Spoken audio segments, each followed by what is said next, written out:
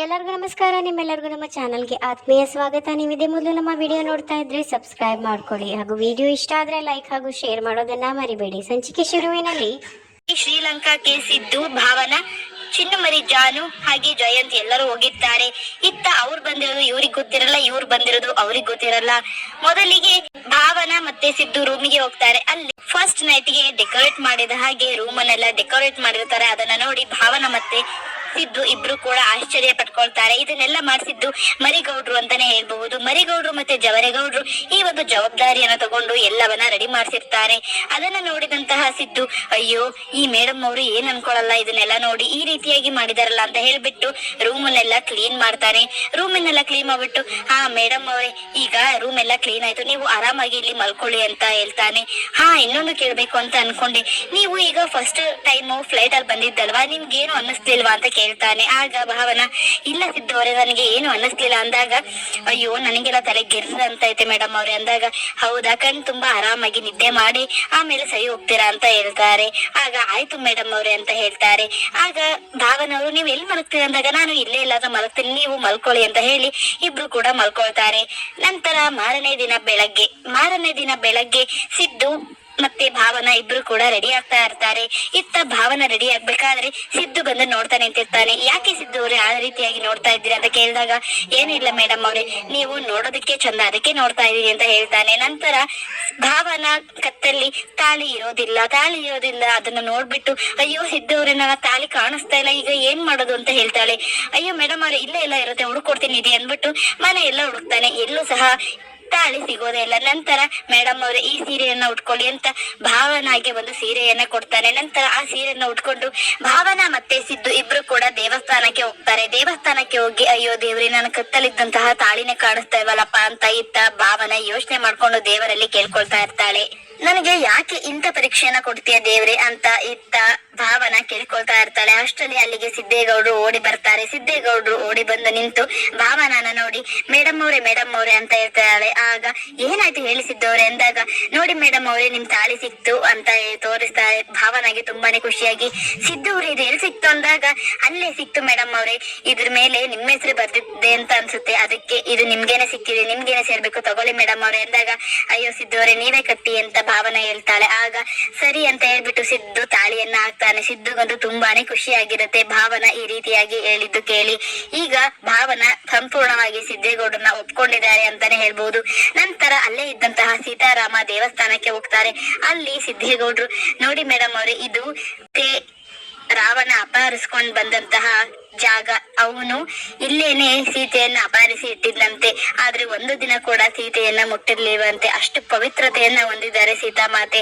ಅವರಿಗೆ ಇರುವಂತಹ ಒಂದೇ ಒಂದು ದೇವಸ್ಥಾನ ಅಂದ್ರೆ, ಸೀತಾಮಾತೆಗೆ ಇರುವಂತಹ ಒಂದೇ ಒಂದು ದೇವಸ್ಥಾನ ಅಂದ್ರೆ ಅದು ಇದೇ ಮೇಡಮ್ ಅವ್ರೆ ಅಂತ ಈತ ಭಾವನಾಗೆ ಹೇಳ್ತಾನೆ. ಭಾವನಾಗಂತೂ ತುಂಬಾನೇ ಖುಷಿ ಆಗುತ್ತೆ. ಹೌದಾ ಸಿದ್ದೇಗೌಡ್ರೆ, ತುಂಬಾನೇ ಚೆನ್ನಾಗಿದ್ದಾವೆ ದೇವರುಗಳು ಅಂತ ದೇವರನ್ನ ನೋಡಿ ಕೈಯನ್ನ ಮುಗಿತಾಳೆ. ಆಗ ಸಿದ್ದೇಗೌಡ್ರು, ನೀವು ಕೂಡ ನನಗೆ ಸೀತಾಮಾತೆ ಇದ್ದಂತೆ ಭಾವನಾ ಮೇಡಮ್ ಅವ್ರೆ ಅಂತ ಹೇಳ್ತಾನೆ. ಈತ ಭಾವನಾಗಿ ತುಂಬಾನೇ ಖುಷಿ ಆಗುತ್ತೆ. ಅಯ್ಯೋ ಆ ರೀತಿ ಎಲ್ಲ ಹೇಳ್ಬೇಡಿ ಅಂದಾಗ, ಇಲ್ಲ ಮೇಡಮ್ ಅವ್ರೆ, ನೀವು ನನಗೆ ದೇವರು ಕೊಟ್ಟಂತಹ ಹೆಂಡತಿ ಅಂತಾನೆ ಹೇಳ್ಬಹುದು.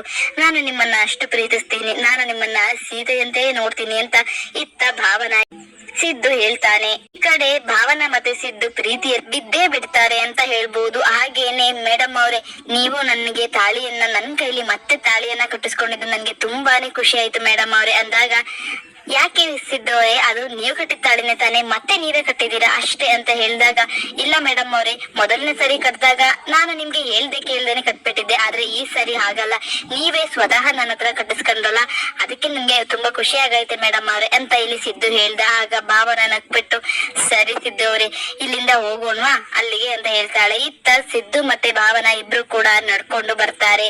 ನಡ್ಕೊಂಡು ಬರ್ಬೇಕಾದ್ರೆ, ಅಪ್ಪ ದೇವ್ರೆ, ಮೇಡಮ್ ಅವರು ನನ್ನ ಈಗ ಗಂಡ ಅಂತ ಒಪ್ಕೊಂಡಿದ್ದಾರೆ, ನಾವಿಬ್ರು ಹೀಗೇನೆ ಚೆನ್ನಾಗಿ ಯಾವಾಗ್ಲೂ ಇರೋ ಹಾಗೆ ಮಾಡಪ್ಪ ದೇವ್ರೆ, ನನ್ನನ್ನ ಮೇಡಮ್ ಅವರು ಯಾವತ್ತು ಬಿಟ್ಟೋಗ್ಬಾರ್ದು, ನಾನು ಕೂಡ ಮೇಡಮ್ ಅವ್ರನ್ನ ಒಂದು ದಿನ ಸಹ ಬಿಟ್ಟಿರೋದಿಲ್ಲ ದೇವ್ರೆ, ನಾವ್ ಯಾವಾಗ್ಲೂ ಒಟ್ಟಿಗೆ ಇರೋ ಹಾಗೆ ಮಾಡಪ್ಪ ದೇವ್ರೆ ಅಂತ ಸಿದ್ದು ದೇವರಲ್ಲಿ ಕೇಳ್ಕೊಂಡು ಈ ಕಡೆ ನಡ್ಕೊಂಡು ಬರ್ತಾ ಇರ್ತಾರೆ. ಆಗ ಸಿದ್ದು ಒಂದು ಪ್ರಶ್ನೆಯನ್ನ ಕೇಳ್ತಾನೆ.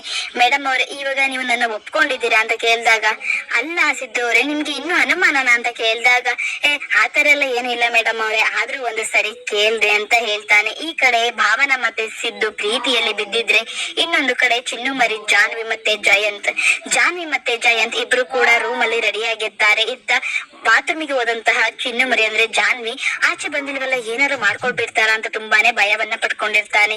ಅಯ್ಯೋ, ಇವ್ರು ಇಷ್ಟೊತ್ತಾದ್ರೂ ರೂಮಿಂದ ಬರ್ಲೇ ಇಲ್ವಲ್ಲ ಬಾತ್ರೂಮ್ ಇಂದ ಅಂತ ಯೋಚನೆ ಮಾಡ್ತಿರ್ತಾನೆ. ಅಷ್ಟರಲ್ಲಿ ಅಲ್ಲಿಂದ ಜಾನ್ವಿ ಬರ್ತಾಳೆ. ಜಾನ್ವಿ ಬಂದ್ಮೇಲೆ ಜಾನ್ವಿ ಅವರೇ ಹೊರಗಡೆ ಎಲ್ಲಾದ್ರೂ ಹೋಗ್ ಬರೋಣ ಅಂತಾನೆ. ನೋಡಿ, ನಾನು ಎಲ್ಲಿಗೂ ಬರಲ್ಲ, ನಾನು ಇಲ್ಲೇ ಇರ್ತೀನಿ ಅಂತ ಹೇಳ್ತಾಳೆ.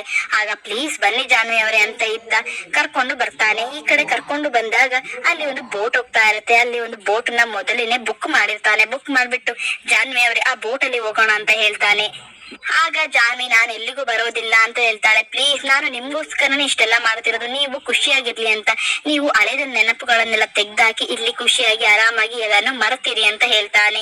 ಇತ್ತ ಜಾನ್ವಿನ ಬೋಟಲ್ಲಿ ಕೂರಿಸ್ಕೊಂಡು ನಿಧಾನವಾಗಿ ಕೈಯನ್ನ ಸವರ್ಕೊಂಡು ಕೈಯನ್ನ ಇಟ್ಕೊಳ್ತಾನೆ. ಆಗ ಜಾನ್ವಿಗೆ ತುಂಬಾನೇ ಕೋಪ ಬಂದು ಎದ್ದು ನಿಂತ್ಕೊಂಡು ಜಯಂತನ ಕರ್ಕೊಂಡೋಗಿ ಒಂದು ಚೇರ್ ಮೇಲೆ ಕೂರಿಸ್ತಾಳೆ. ಚೇರ್ ಮೇಲೆ ಕೂರಿಸಿ ಅಲ್ಲೇ ಇದ್ದಂತಹ ಹಗ್ಗದಿಂದ ಜಯಂತನ ನೀಟಾಗಿ ಸುತ್ತಕೊಂಡು ಬರ್ತಾಳೆ. ಇತ್ತ ಜಯಂತ್ ಪ್ರೀತಿಯಿಂದ ಮಾಡ್ತಾ ಇದ್ದಾರೆ ಚಿನ್ನು ಮರಿ ಅಂತ ಸುಮ್ಮನೆ ಇರ್ತಾನೆ. ಈ ಕಡೆ ಜಾನ್ವಿ ನಿಧಾನವಾಗಿ ಹಗ್ಗನ ಸುತ್ಕೊಂಡು ಬಂದು, ನಾನು ನಿಮ್ಮನ್ನು ಎಷ್ಟು ಪ್ರೀತಿಸ್ತೀನಿ, ನಾನು ಎಷ್ಟೆಲ್ಲಾ ಪ್ರೀತಿಸ್ತೀನಿ, ನೀವು ಒಂದು ಹಗ್ಗ ಸುತ್ತಿಸ್ಕೊಳ್ಳಲ್ವಲ್ಲ ಅಂದ್ಬಿಟ್ಟು ನಿಧಾನವಾಗಿ ಸುತ್ತುತ್ತಿರ್ತಾಳೆ. ಅಲ್ಲ ಚಿನ್ನು ಮರಿಯವರೇ, ನೀವು ಪ್ರೀತಿ ಅಂತ ಹೇಳಿ ಈ ತರ ಹಗ್ಗ ಸುತ್ತೋದಾ? ಏನ್ ಮಾಡ್ತಾ ಇದ್ದೀರಾ ಅಂತ ಕೇಳಿದಾಗ, ನೀವು ಪ್ರೀತಿಯಿಂದ ನನಗೆ ಹಿಂಸೆನ ಕೊಡ್ಬೋದು, ನೀವು ನನ್ನ ತುಂಬಾನೇ ಪ್ರೀತಿಸ್ಬೋದು, ನೀವು ನನ್ಗೆ ಎಲ್ಲೂ ಹೋಗ್ಬೇಡ ಅಂತ ಕಟ್ಟಾಕ್ಬಹುದು, ನೀವು ನನಗೆ ಎಲ್ಲಾ ಅದಕ್ಕೂ ರಿಸ್ಟ್ರಿಕ್ಷನ್ಸ್ ಮಾಡ್ಬೋದು, ಆದ್ರೆ ನಾನು ನಿಮ್ಗೆ ಏನು ಮಾಡಬಾರ್ದ, ನಾನು ಇಷ್ಟನ್ನು ಮಾಡೋ ಹಾಗಿಲ್ವಾ ಅಂದಾಗ, ಅಯ್ಯೋ ಚಿನ್ನು ಮರಿ, ಆ ತರ ಎಲ್ಲ ಯಾರು ಹೇಳಿದ್ದು ಅಂತ ಹೇಳ್ತಾನೆ. ಮತ್ತೆ ನೀವು ಸುಮ್ನೆ ಇರ್ಬೇಕಪ್ಪ ಅಂತ ಹೇಳ್ತಾಳೆ.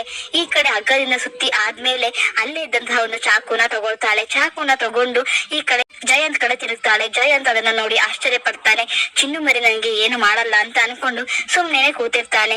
ಏನ್ ಮಾಡ್ತಿದ್ದೀರಾ ಚಿನ್ನು ಮರಿ ಅಂತ ಕೇಳ್ತಾನೆ. ಆಗ, ಅಲ್ಲ ಜಯಂತ್ ಅವರೇ, ಈಗ ನೀವು ನನ್ಗೆ ನನ್ನ ಮಗುನ ವಾಪಸ್ ಕೊಡಿ, ಇಲ್ಲ ಅಂತಾನೆ ನಾನು ಈ ಚಾಕಲ್ಲಿ ಚುಚ್ಚು ಬಿಡ್ತೀನಿ ಅಂತ ಹೇಳ್ತಾಳೆ.